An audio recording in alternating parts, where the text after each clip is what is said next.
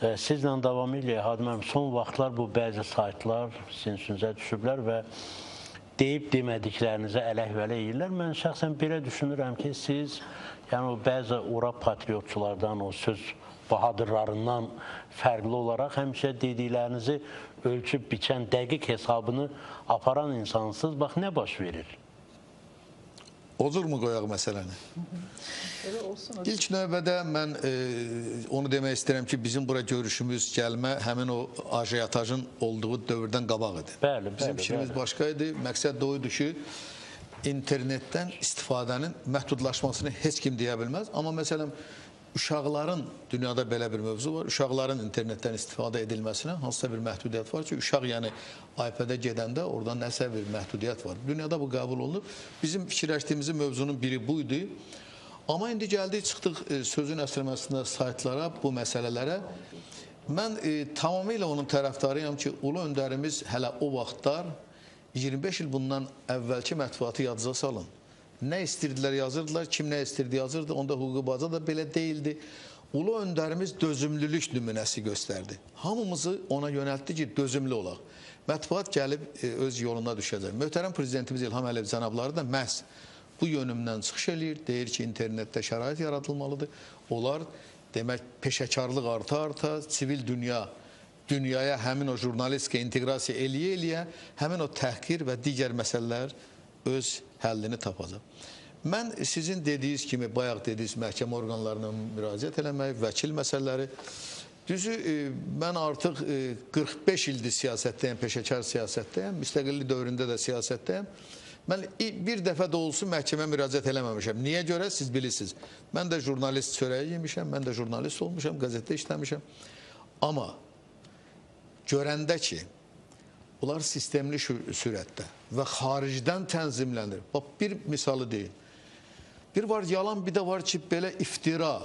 Bu yaxınlarda mətbuat orqanlarında səslənir, saytlara qoyublar. Axtarmışıq bunun kökü nədir? İstinad edirlər bir sayta, o sayta ünvanına girmək olmur, telefonla zəng eləmək olmur.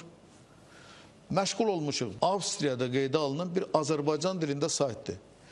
Heç cür ora düşmək olmur. Onun qoyduğu informasiyanı bizim mətbu orqanları götürür, saytlarına qoyur. Mən başa düşə bilmirəm, mənim bacım Vüsala xanım da bilir. Yaxşı, hər kəsin yazdığını götürüb qoymaq olar öz saytı var. Digər bir tərəf, bu qoyub öz saytına eybəcər şeyi, yenə bayaq Məlahət xanım da səsləndirdi, təxribatın kökündə nədir? Mənə sual verirlər, Adım Əli, bu mətbuatla niyə sən açıqsan? Niyə sənə jurnalistlər zəng eləyə bilir? Niyə sən elə onlara intervyu verirsən? Deyirəm ki, mən jurnalist olmuşam, siyasətçiyəm, mən dövlətin siyasətini deyirəm. Deyir, bax, görürsən, sən açıqsan, onlar gör neynirlər. Və niyə görə mən sənin mövzularıma toxunurlar? Mənə bu sualı da verirlər. Ona görə toxunurlar ki, bu cəmiyyəti qızıqlandıran sahədir, sosial sahədir. Bütün dünyada bu belədir. Sosial qrup, o stratlar hər biri qızıqlanan elementlərdir. Dünyada münaqişə şünaslıq elmi var. Bax, görün, nəyə toxunublar, mənim söylədiklərimdən çıxardılar, hamısı demək, münaqişə yaratmaq məqsədi daşıyıb. Həmin o dediyimiz təxribat məqsədi daşıyıb. Mən maraqlanmışam, o siz deyirsiniz, mənim sözümü iki cümləni, bir yuxarıdan cümlə çıxardılar, bir aşağıdan cümlə çıxardılar. Oldu tamam bir düşmən sözü. İnanın belə bir məsələ. Maraqlanmışam, Almaniyadan idarə olunur, Fransadan idarə olunur, oradan atırlar o sözləri. Bizim bu günləri kütlə psixologiyasına uyan adamlarımız da var. Orada baxır, orada nə yazılır, götürür, o da onu şey.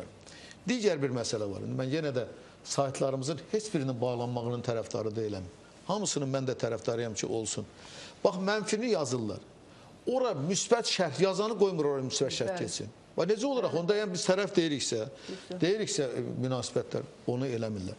Digər bir tərəfdə, mən yenə də bayağı yaxşı səsləndi ki, biz hərə öz qrup insanlarını müdafiə eləməlidir. Bir nəfər demir ki, o yalandır. Bir nəfər yazmır ki, o yalandır. Bax, görün, mən bunu istəyirəm, qeyd edeyim ki, biləsiniz. Çox belə, inanın, nə qədər dəhşət və nə qədər təsir eləyən. Digər bir məsələ. Mən minnətdaram, bizim Yol qəzetində bir ağa deyilən jurnalist var. Üzü yadıma gəlmir. Sağ olsun, göndəribdir Daxili İşlər Nazirliyinə məktub, xahiş edib. Ehsan demək, müəllim də oradan məlumat verib və bütün mətbuatda getdi ki, tamamilə yalandır. İndi gəldik bunun arxa tərəfinə. Ondan qabaq da tamamilə yalan məsələlər var idi. Mən indi Xalid müəllimə bayaq söhbət elədi, bunu səsləndirmədi. Xalid müəllim dedi ki, Hadım sizin bütün o yazıları oxumuşam. Onların içində mən bir dənə belə pis şey tapmamışam ki, o gəlsin müzakirə mövzusu olsun. İndi mən də Xalid müəllimə deyirəm ki, çünki siz yaxşı gözlə normal baxmısınız, ziyalı gözü ilə, ağıllı adam gözü ilə.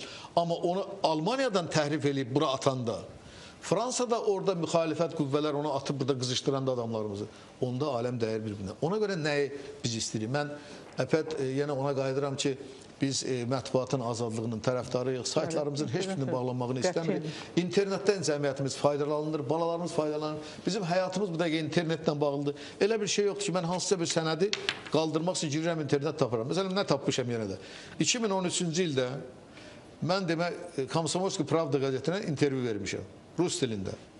Çox belə gözəl, ideal, yüksək səviyyəli. Sonradan həmin mənim o internetlə bağlı verdiyim məlumatı, orada da həmin uşaqların internetdən istifadə edilməsi məsələsi idi.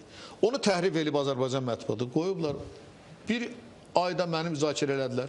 Amerikanın səfiri gəldi bizim prezident aparatına ki, Hadi Rəcəbli qanun hazırlayır, internet bağlanacaq. Yəni nəyə gətirirəm? Təhrif olunmalara gətirmişəm. Sonradan hamısı aydın olur ki, tamam mən belə şey deməmişəm, bu yazılıb.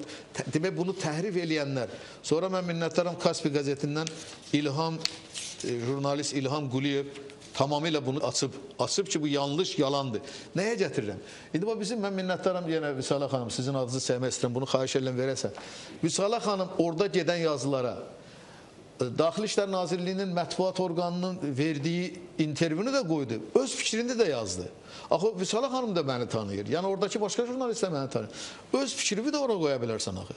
Məsələn, inanın indi bax, mən üzr istəyirəm, o adamların adını çəkməyəcəm. Elə ki, bu oyun başlayır, orada ordudan qovulan müxalif adam var, çıxırlar bizim mətbuata, yalanı 5 dənə də üstünə qoyub yazırlar. Sayt da bilir ki, bu adam yalandan yazır. Onu götürür qoyur səhifəsinə.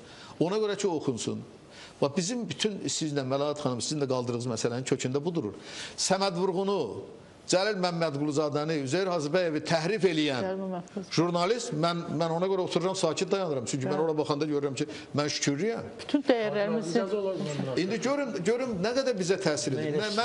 Mənim yenə deyirəm, ailəm evdə deyirlər ki, sən nə işin var mətbuatda, niyə gedirsən, çıxış eləyirsən, niyə intervyu verirsən? Yaxşı, onda belə eləyək. Və necə olar? Biz açıq zəhməttdən danışırıq. Mən də dövlətin adamıyam. Çıxış edirəm, fikirləri səsləndirirəm. Mən inanın, çox belə hərdən oturub özüm fikirəm, nə qədər fantaziya olmalıdır ki, mən deyirəm ki, qənaətçil ol, götürüb qoyurlar oraya, şərş yazırlar, hadı dedi, qənaətçil ol filandır, pisdir. Mən deyirəm ki, ələ-baxımlıq olmayaq, onu götürüb qoyurlar başlayırlar. Mən deyirəm ki, bilirsən, mənim dediklərimin hamısı dövlətçiliyə və sosial qanunlara, dünyada gedən proseslərə cavab verəm. Və bunu təhrif eləyəndə biz cəmiyyəti də korlayırıq. Və eyni zamanda ona gətirirəm ki, biz deyirik, 4 qeyri-hökumət təşkilatı gəldilər, yığıldıq bir elədilər. Adım əlim, siz bu oyunlara, bizi qatanlara nifrət edirik, dedilər. Və o da mən yenə minnətlərəm, mətbuat orqanları çap elədi, APA da onu verdi. Ki, Qarabağ əlilləri, o cəmiyyətlərin başçıları yığıldılar, dedilər, bu təhrif olunmuş, iftiralara heç kim uymasın. Buyurun. Demək, nədir kökündə? Gəldik, çıxdıq xarici kəşfiyyat orqanları, gəldik, çıxdıq xaricdən idarə olunan bəzi bizim kütlə psixologiyasına uyan adamlarımız.